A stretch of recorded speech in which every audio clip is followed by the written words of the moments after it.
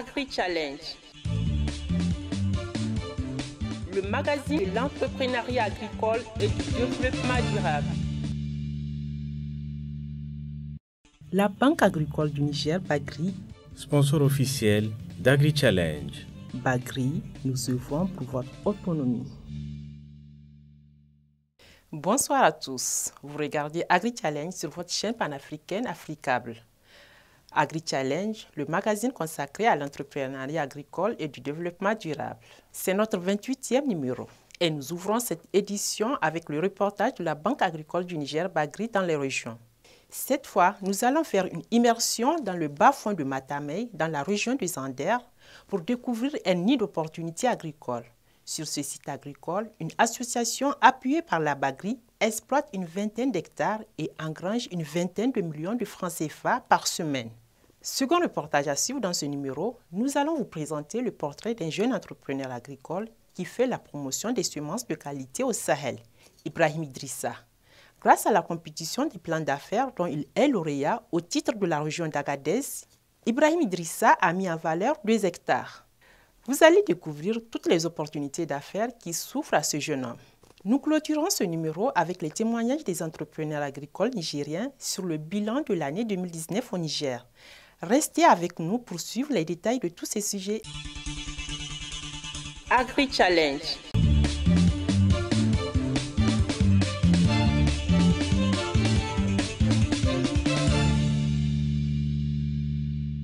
Dans le cadre du programme de financement à coût partagé de la Banque agricole du Niger, Bagri, nombreux maraîchers sont devenus des entrepreneurs agricoles.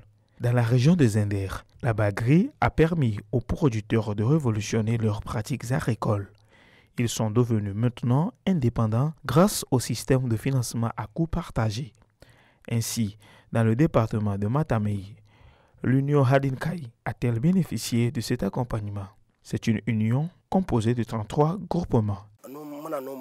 Ici, dans cette zone, nous cultivons divers produits agricoles, à savoir les légumes et les fruits. Aussi, nous en cultivons du moringa. Avant l'intervention de la Bagri, l'Union Hadinkai prenait des crédits auprès des commerçants de la région, ce qui n'était d'ailleurs pas facile. Le changement est net, car auparavant, les options de financement étaient limitées et contraignantes. L'appui de la Bagri a permis à cette union d'être indépendante financièrement et pouvoir exporter leurs produits dans la sous-région. Avec l'accompagnement de la Bagri, nous avons enregistré d'énormes progressions. C'est une grande évolution.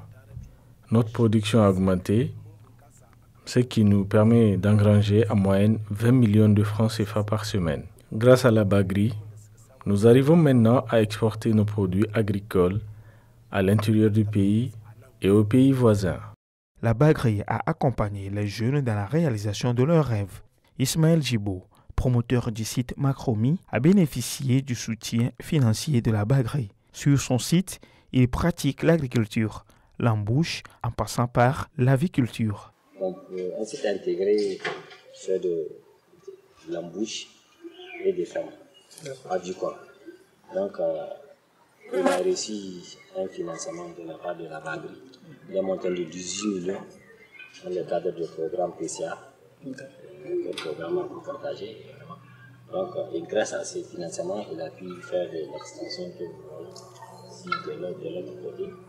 Il a pu construire 3 composantes, donc avec plus de 1000 têtes de poules pondeuses chaque composante. Et ici, donc récemment, comme vous avez constaté, il y a quelques hectares. Nous avons dit plus de 300 têtes, selon ces informations, de pétates. Et comme vous voyez, de l'autre côté, il y a plus de 20 têtes de brebis. À Myria, l'intervention de la Bagri a amené une éclosion de la pratique agricole. Les bénéficiaires de cette région sont devenus en un rien de temps des entrepreneurs agricoles. Le changement est constaté sur leur rendement. Je produis des céréales, des laitues et d'autres produits agricoles. Avant l'accompagnement technique et financier de la Bagri, Je produisais à petite échelle. Après la découverte de cette institution financière, j'ai bénéficié de tous les équipements nécessaires pour la bonne pratique agricole, ce qui m'a permis d'ailleurs d'élargir mon champ et améliorer ma production. C'est vraiment un grand pas vers le développement agricole rural. Merci à Bagri. À travers le système de financement à copartager, la Banque agricole du Niger Bagri a fondé un soubassement solide d'une pratique agricole intégrée et moderne en milieu rural. Elle a suscité au sein de la communauté rurale un intérêt particulier au financement bancaire pour les projets agricoles. Agri Challenge.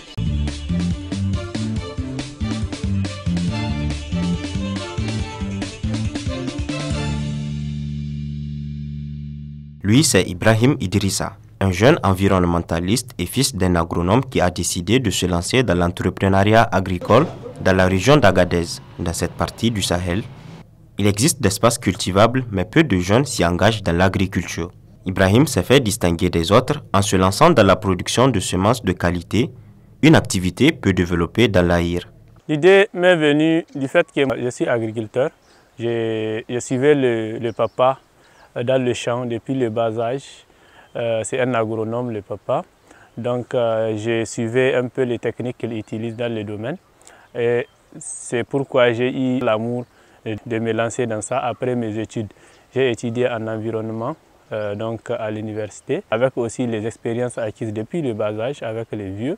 J'ai décidé de me lancer dans l'entrepreneuriat agricole. Nous avons compris que tout part des semences. Il faudrait d'abord, avant de se lancer dans la plantation, choisir des semences de qualité. Là, donc, j'ai compris que tout le rendement agricole est basé en grande quantité au départ sur la qualité des semences.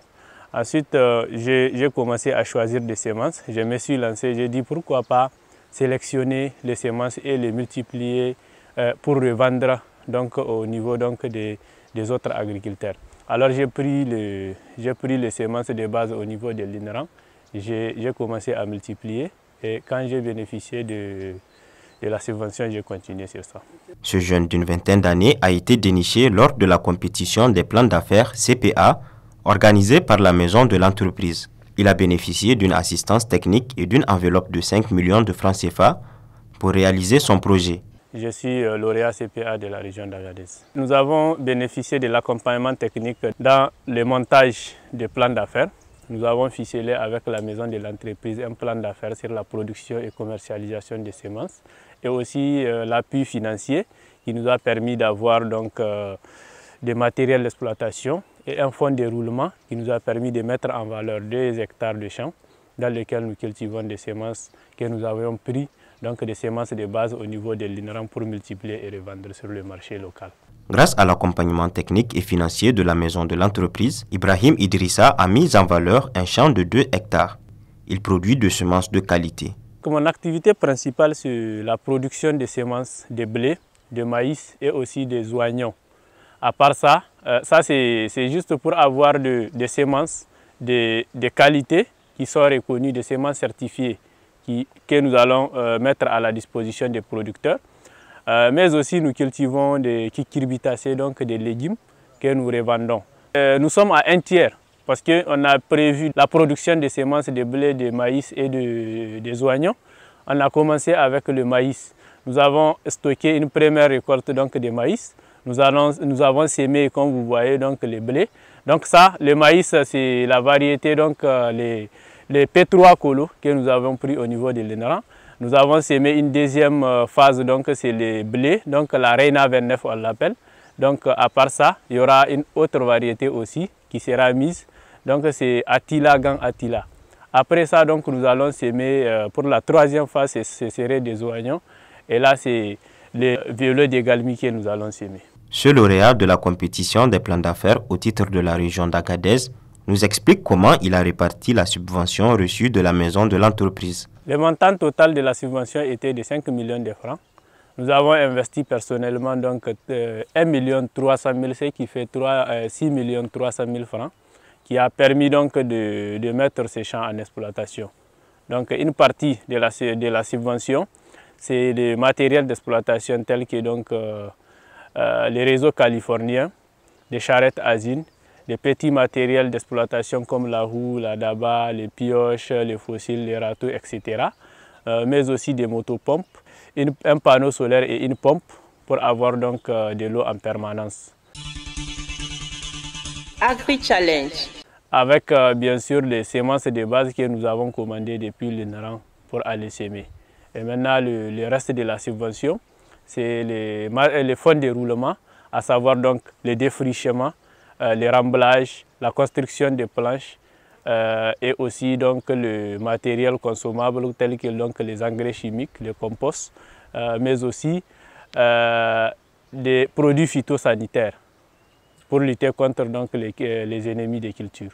En un an d'activité, les retombées économiques sont énormes. Les premiers gains, c'est que nous avons cru avec les conseils techniques surtout de la maison de l'entreprise, on s'est forcé à se lancer.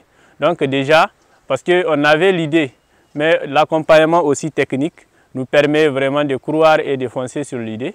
Ça, c'est un premier aspect. Le deuxième aspect, c'est aussi l'aspect financier. Donc, l'aspect technique, bien sûr, c'est ça qui booste, c'est ça qui m'a boosté personnellement à me lancer davantage. J'étais dedans, mais à part avec les conseils de la maison de l'entreprise, nous avons eu vraiment à ficeler davantage, à mûrir l'idée et nous avons lancé dedans. Agri-Challenge. L'aspect positif que nous avons à souligner, c'est la création d'emplois. Nous avons créé 3 emplois permanents et aussi 16 employés, donc 16 prestataires qui viennent en termes, donc, sous forme donc, de contrats journaliers. Donc ça c'est dans notre actif.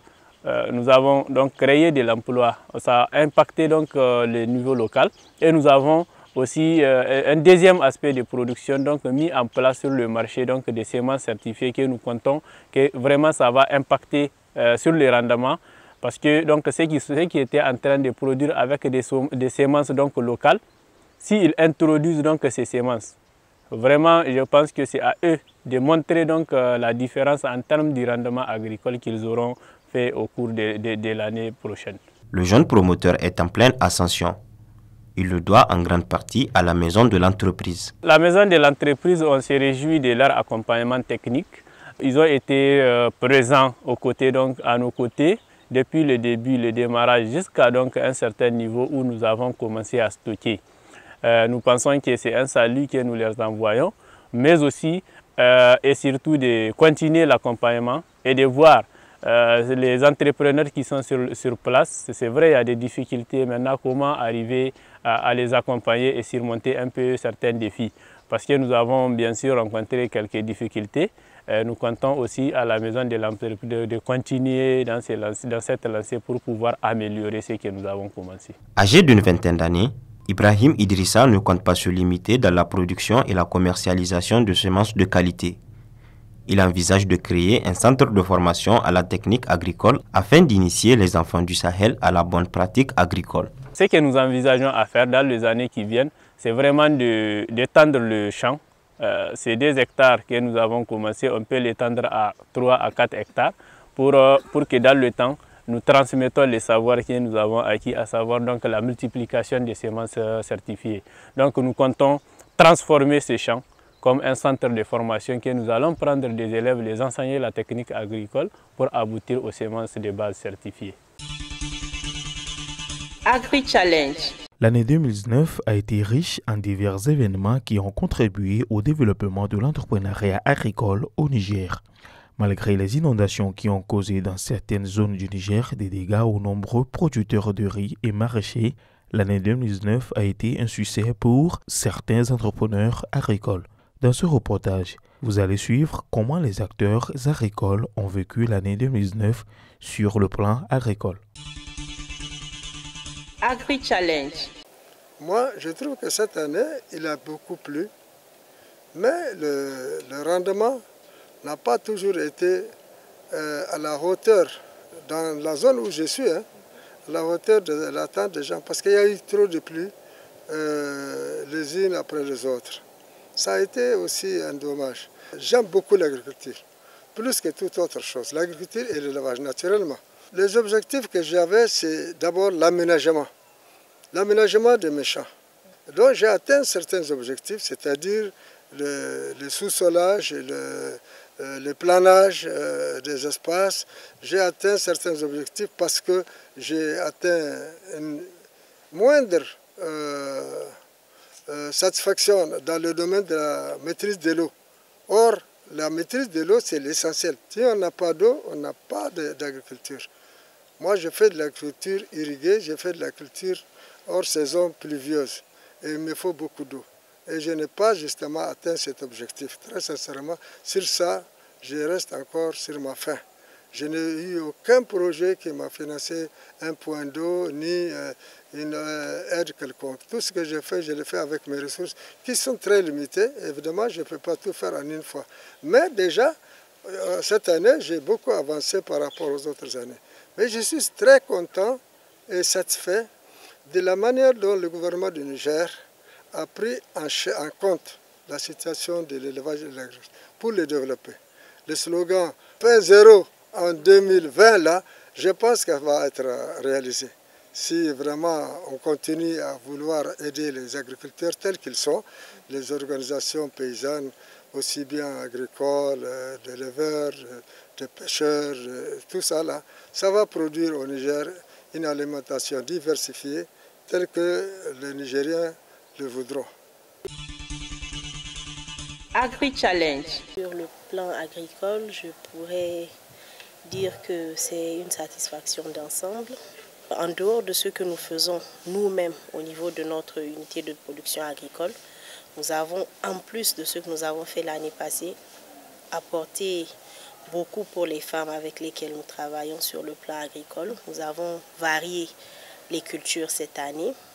Par exemple, en termes de culture de maraîchage, nous avons fait cette année de l'oignon, de la pomme de terre, du chou. On a un peu varié. Puis sur le plan rendement, on peut dire que dans l'ensemble, c'est une satisfaction. En dehors du maraîchage, on a planté beaucoup d'arbres fruitiers. On a suivi ces arbres, on a pratiquement planté une centaine. On a à peine perdu peut-être moins d'une dizaine. Et je trouve que c'est une très grande satisfaction. Parce que quand vous arrivez à planter à peu près 50 pieds de citronnier et que sur ces 50 pieds, vous perdez à peine 5 pieds, je trouve que c'est déjà gagné d'avance. Pour l'entreprise Sahel Délices, globalement, agriculture, transformation, on peut parler d'un grand pas pour Sahel Délices. Et puis, sur le plan de la transformation, on est quand même passé à une semi-industrialisation. On s'est mieux équipé que les années antérieures. Donc, on peut parler d'une année qui se termine bien. Agri-Challenge. Ces derniers 10 mois, j'ai été très largement accompagné par 2 étudiants, dont l'un fait un doctorat sur la nutrition et qui doit lui permettre de voir les effets qu'aurait la spiruline dans son incorporation dans l'alimentation d'enfants à travers l'espace national. Maintenant, le résultat du travail après 10 mois, je dirais, est très satisfaisant. Il est prometteur.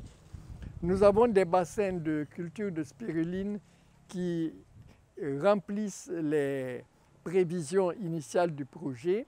C'est un projet qui contient la réalisation de 600 mètres carrés de bassins de culture. Vous voyez, les bassins que vous voyez derrière moi, ce sont des bassins de 60 mètres carrés. Donc, il y en aura une dizaine quand le projet aura atteint sa phase finale. Là, on a lancé la production avec 120 mètres carrés et déjà, les bassins qui sont devenus opérationnels depuis le mois d'août nous donnent les rendements escomptés. En 2019, je dirais que j'ai atteint tous les objectifs visés. C'est-à-dire, on a réussi à implanter les bassins de spiruline, à démarrer la culture, à former du personnel qui vont devenir des agents expérimentés dans la production de ce produit. Nous avons aussi réussi donc à maîtriser les actes de gestion de la récolte, de l'extrudage et du séchage du produit récolté. Et nous avons intéressé aussi à la vision de notre travail des jeunes qui sont venus dans de nombreuses visites, des lycées, des élèves, des étudiants qui nous rendent souvent visite pour venir voir ce que nous faisons. Et personnellement, c'était vraiment ça, mon espoir en tant qu'éducateur, de voir le projet intéresser notre jeunesse. Parce que c'est une activité de jeunesse qui peut qualitativement changer beaucoup de choses dans l'espace national. Nous avons plein d'étudiants. Nous avons le problème de la migration aujourd'hui de nos populations vers le nord. Des activités du type de celles que nous avons ici sont susceptibles d'agir contre ce phénomène et de freiner l'exode des Nigériens vers l'extérieur. Agri-Challenge. Déjà, pour le séchoir solaire aussi, il y a des projets, des gestionnaires de projets qui sont venus voir le modèle. Et c'est un modèle qui serait susceptible d'avoir un impact non négligeable sur la qualité des produits nutritionnels qui sortent du terroir nigérien. On peut citer en premier lieu la viande, le kilichi, du kilichi qui serait labellisé dans un emballage correct, kilichi du Niger, traitement soigné, biologique.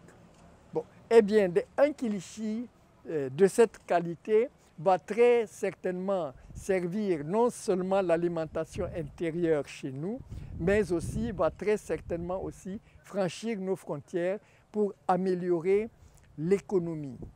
Bon, il y a le kilichi, il y a les mangues qu'on peut sécher. Nous avons fait sécher des mangues et le résultat est excellent du point de vue du goût, du point de vue de la qualité de produit. On a de l'oignon qu'on peut conserver par séchage, on a de la tomate, on a des feuilles, différentes feuilles de sauce. Du point de vue économique aussi, nous sommes en train de voir que les objectifs initiaux pourront être atteints. Parce que le kilogramme de spiruline sec est vendu à l'échelle régionale entre 25 et 30 000 francs CFA. Alors, quand on calcule sur les rendements que nous avons déjà réussis en 5 mois de production, on dirait que cet objectif aussi pourra être atteint, c'est-à-dire avec 600 mètres carrés, on peut atteindre les 700, 800 kg de spiruline sèche par an. Alors vous voyez 800 kg de spiruline sèche par an pour un verger vendu à 30 000 francs, ça vous fait un chiffre d'affaires de 24 millions. Agri-Challenge. Ces acteurs agricoles se penchent déjà sur leurs perspectives pour 2020 et font le vœu. L'an 2020, je souhaite d'abord qu'il y ait la paix pour tout le monde, qu'il y ait une bonne pluie à la fin de la saison sèche, que les gens aient beaucoup de moyens de financement de leur exploitation, qu'il y ait une bonne santé des animaux nigériens et que le gouvernement du Niger continue encore de faire confiance aux paysans nigériens, aux exploitants nigériens pour réellement atteindre l'objectif fin 0 2020. Vraiment en 2020, on espère que ce soit l'année Sahel Délices. Tout ce qui a été fait les années antérieures, on a un peu bourlingué, ça a été un peu difficile. Une production artisanale, début des activités, on s'est mis à l'agriculture, on n'y connaissait pas beaucoup de choses. Mais là, on a beaucoup appris, on a nous-mêmes été formés sur beaucoup de principes, je dirais pas de principes, mais de pratiques de l'agriculture. Comme l'agriculture bio, par exemple, dernièrement, on a reçu une formation sur la réalisation de biopesticides, par exemple, pour ce qui nous évitera d'utiliser des pesticides qui sont plus dangereux. mais également sur le système de compostage. Tout ça, c'est des techniques qui nous permettent de faire de l'agriculture biologique. Donc on a évolué, on a appris beaucoup, on a pratiqué beaucoup, on a eu de l'expérience. En dehors de l'agriculture, il y a également au niveau de la transformation où on a aussi beaucoup avancé. On a acquis des machines, quelques-unes, qui nous permettent d'améliorer notre système de production. Et donc, on espère vraiment que 2020, ce sera l'année qui va nous lancer. Je dirais simplement bonne et heureuse année à tout le monde. Les vœux pour l'année 2020, c'est de recevoir encore davantage de visiteurs, de faire connaître, parce qu'à vrai dire, c'était mon ambition et c'est notre ambition au niveau familial, de faire connaître le projet et disons, de certifier que c'est un projet viable, intéressant pour changer qualitativement les problèmes nutritionnels au Niger. Agri-Challenge. Chers téléspectateurs, c'est ici que s'achève ce 28e numéro de votre magazine Agri-Challenge, le magazine de l'entrepreneuriat agricole et du développement durable sur votre chaîne Africable. J'espère que le menu vous a plu. Vous le savez maintenant, vous pouvez interagir avec nos équipes sur les différents réseaux sociaux à travers les adresses qui s'affichent sur vos écrans. Merci de nous avoir suivis. À la prochaine pour un autre numéro d'Agri-Challenge. Bonsoir. La Banque agricole du Niger, Bagri, sponsor officiel d'Agri-Challenge. Bagri, nous œuvrons pour votre autonomie.